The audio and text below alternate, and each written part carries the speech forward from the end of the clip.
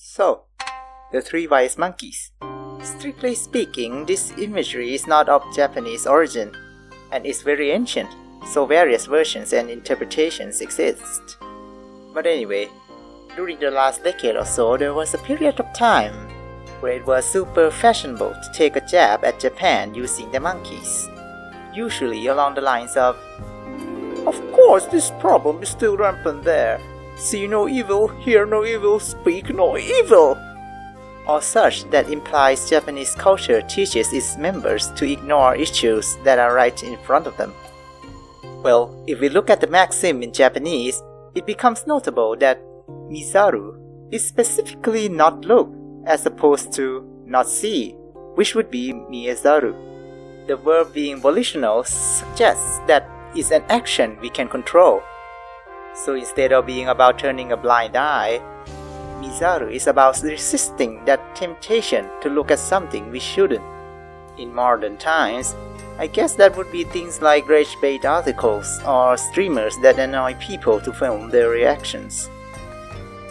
Kikazaru is not listen, as opposed to not hear, which would be kikoezaru. The verb being volitional once again. We have a choice on whether we commit to it. So that means baseless rumors, people slandering behind someone's back. Things you better be off not paying too much attention to.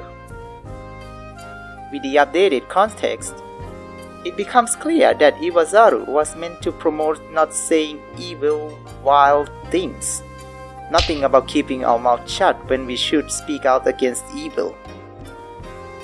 This, combined with what I'm familiar with from a non-Japanese source, suggests that do not give evil your engagement is what the three wise monkeys are meant to represent.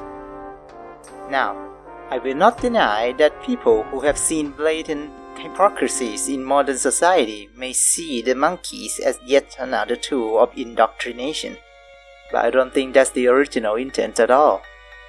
It's also worth noting that while miru is also often used in the context of see, as using mieru would point more toward the capability to perceive visuals, kiku is less likely to replace kikoeru in situations where your ears simply catch an audio.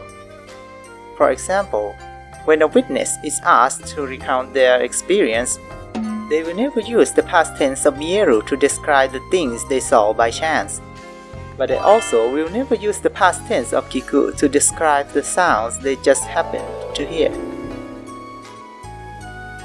I have no idea who was responsible for see no evil, hear no evil, speak no evil, but I find the resulting deviation very akin to localization that overly prioritizes the style over faithfulness.